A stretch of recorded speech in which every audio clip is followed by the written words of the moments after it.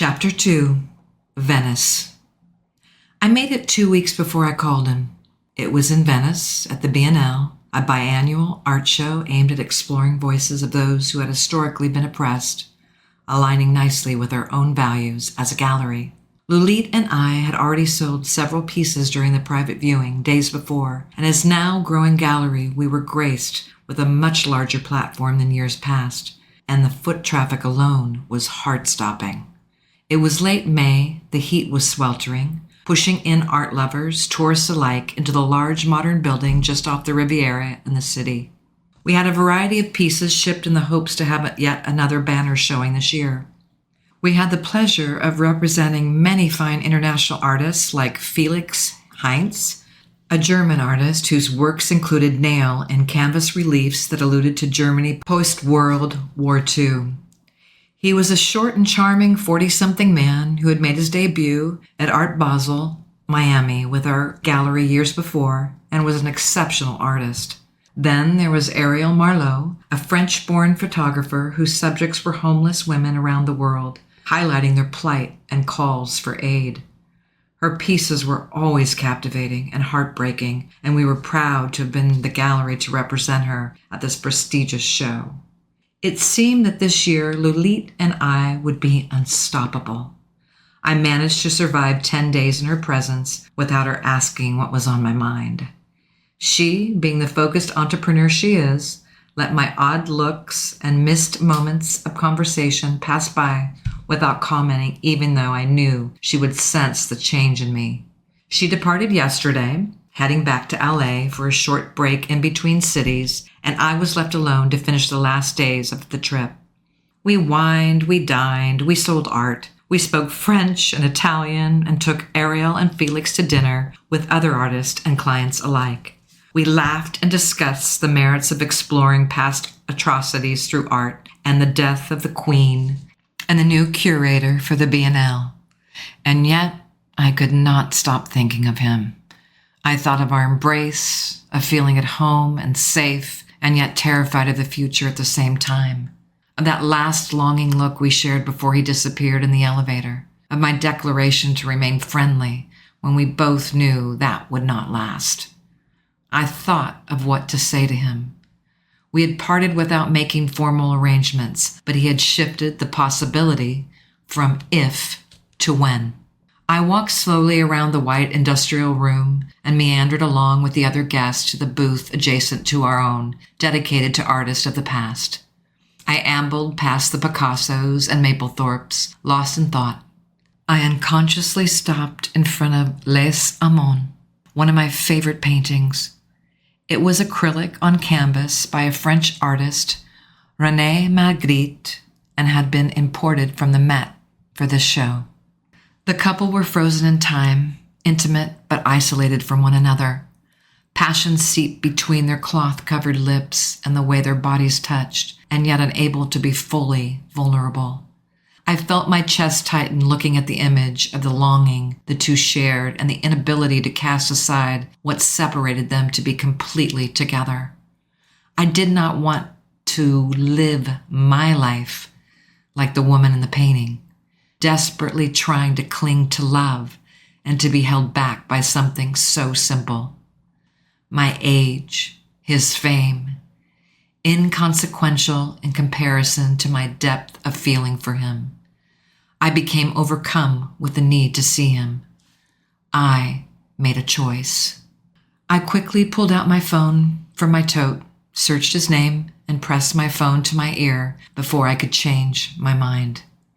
Panic galloped through my veins at each unanswered ring, urging me to hang up before I made a mistake.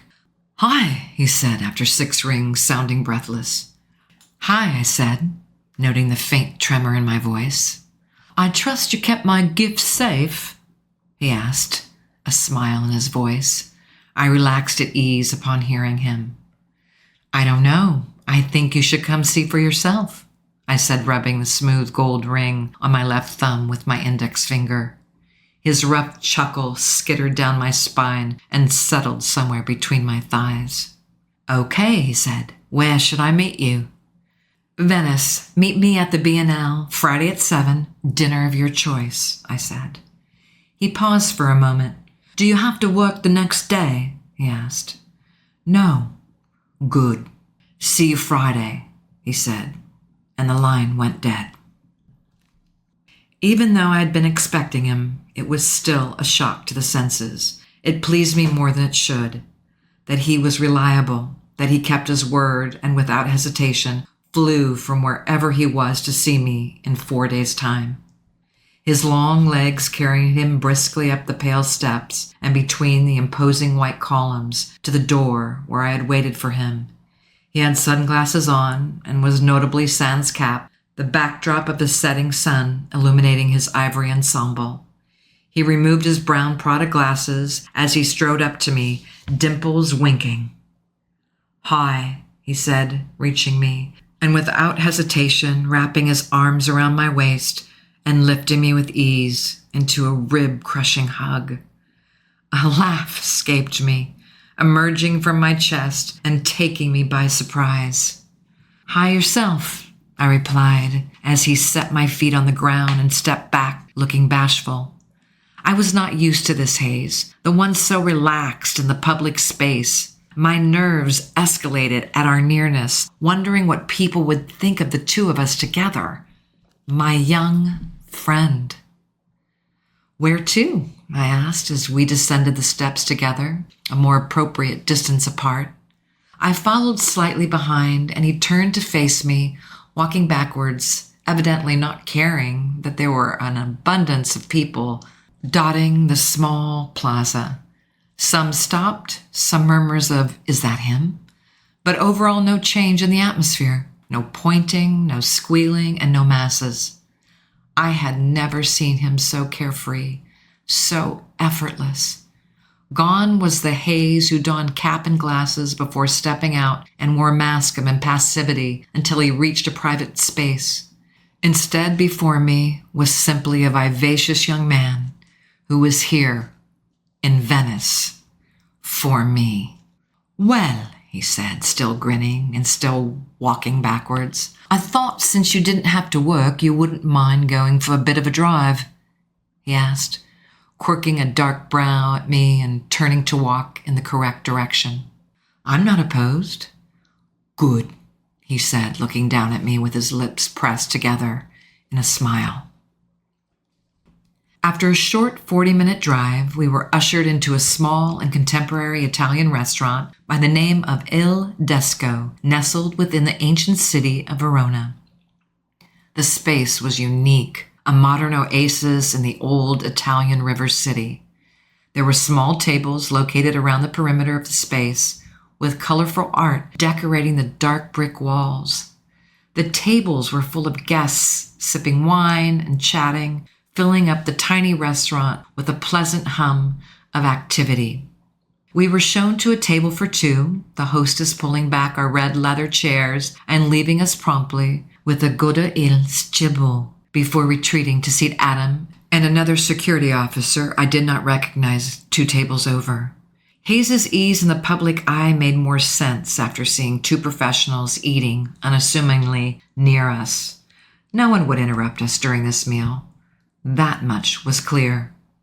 Our server brought us the first course along with a bottle of Syrah, pouring it deftly into our glasses. We clinked together and sipped. So, he said, clearing his throat, shifting underneath the yellow, red, and blue Brock painting behind our table. He extended his hands across the white tabletop, gesturing with his fingers for me to lift my own. I did, letting my palm settle into his hands, his large fingers engulfing mine. The gold ring flashed in the soft light. He rubbed his thumb over the ring, warmth spreading from my hand all the way to my cheeks. He then lifted my hand into the dim lighting, pretending to inspect it and the ring closely. I laughed and pulled away, asking, "To your satisfaction?" His laugh mirrored my own, and he released me. He grew somewhat serious, nodding in an answer to my question. His gaze steady and heated, he said, "Exceeds expectations." I let the warm, sweet wine roll around my tongue, swallowing before I replied, trying to shift the sudden sensual tone of our conversation. So, what have you been doing since we last saw each other?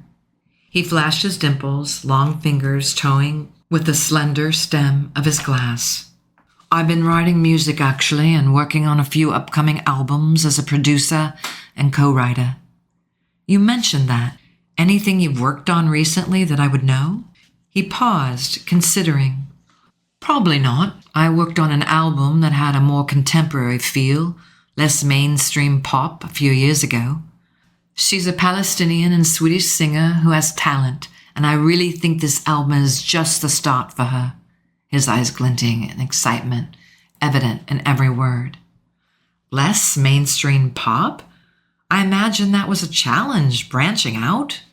Yes, quite the experience. I would describe her album as well, almost like cinematic sound. It makes you feel as if you're in a movie or something.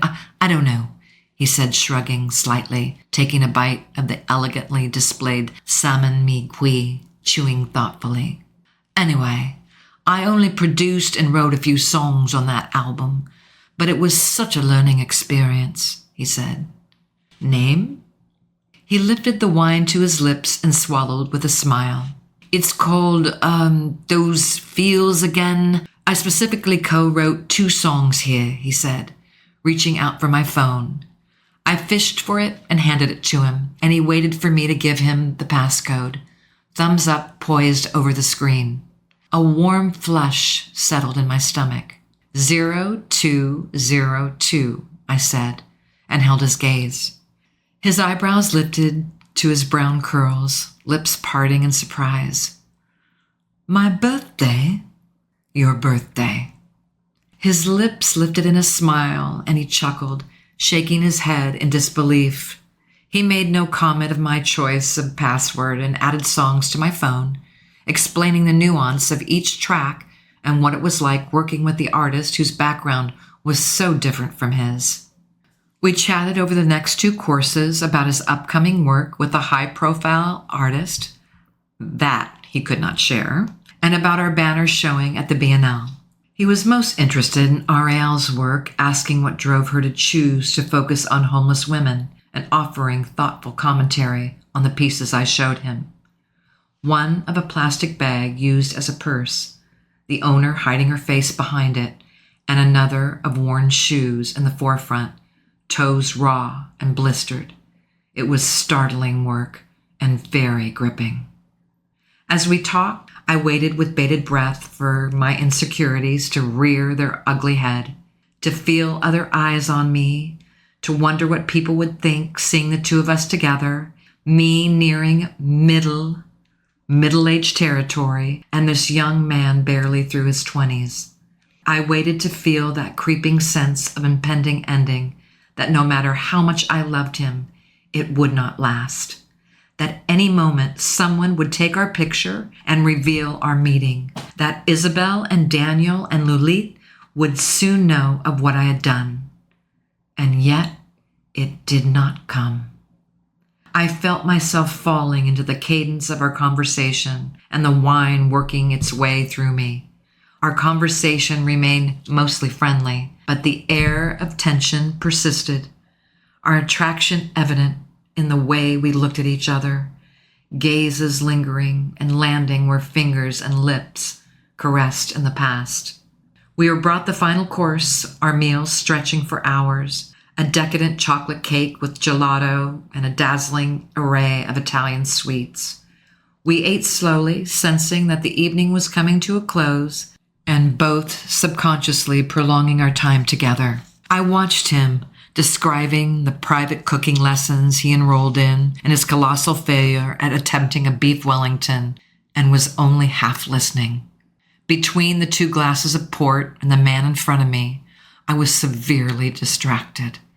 I watched the way he moved his hands when talking, the firm forearm muscles bunching and releasing with each gesture, the thick column of his throat every time he sipped, the slight purple sheen to his tongue and lips by the 3rd glass, his eyes following me when I talked, moving from my eyes to my lips and retreating often to my left thumb where his ring lay.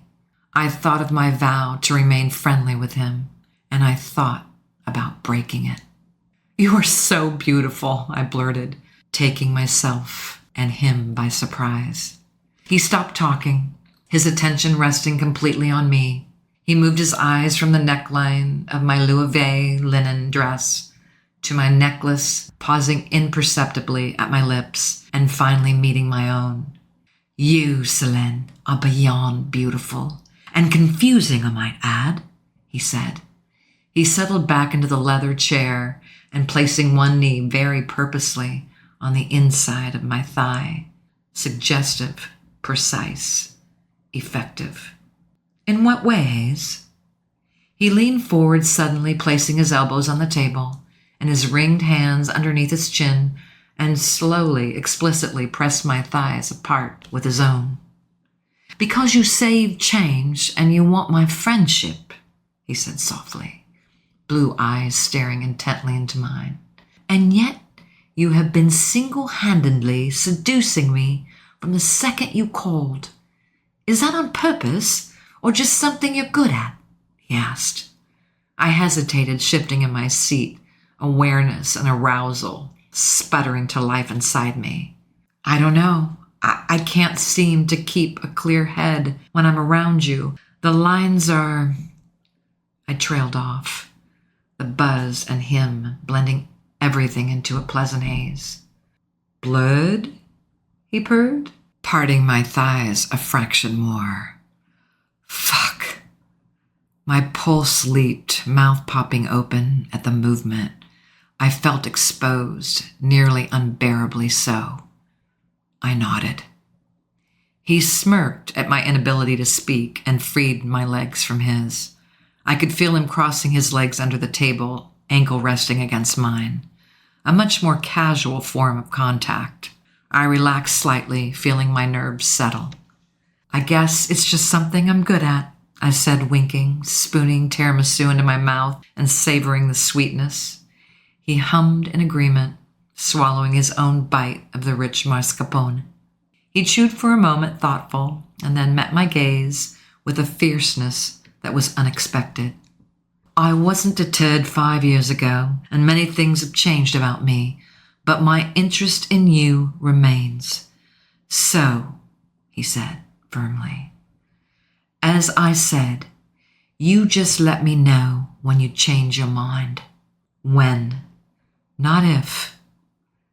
Okay?" "Okay." We ended the night with a stroll around Verona, walking closely next to each other, touching and not touching every other step. Path crooked thanks to the wine and the port. The air was warm and the breeze from the river winding through the city was a relief. Adam paced in front of us by several feet, large frame, imposing but discreet, and the other gentleman, who I learned was Christopher, trailing close behind. We walked in our protective bubble back to the waiting car. No one stopped him. No one stared. We were met with an occasional smile from a passerby, but it was not obvious if it was due to Hayes Campbell or our happiness. Finally, our walk took us back to not one waiting car, but two. I turned to him, realizing first that he did not intend to come with me, and secondly, that I would have let him. Adam climbed into the car I assumed was meant for me, and Christopher offered me a wave, heading to the car further back on the narrow street. "So," he said, stepping in front of me, opening the door of the black car, pinning me between his body and the waiting seat behind me. "So," I said, raising my head to peer up at him. Even in my strappy, the row heels, he still towered over me. Anticipation surged through me. Would he kiss me? Would I let him? He reached to grasp my left hand, and with utter tenderness lifted it and placed his lips on his ring. My heart stuttered, feeling the plush skin against my hand. "It has been my pleasure," he whispered against the metal blue-green eyes peering up at me. He released my hand and stepped into me, wrapping his arms around my shoulders. I felt my hands climb up his broad back, pressing him to me in an embrace, his hard chest against mine and his long legs bracketing my own. I did not want to let him go. In 2 weeks, I will be in Malibu for a bit. You can give my ring back then, he said in my ear. I could feel his lips smiling as he said the words. He turned and left without another word.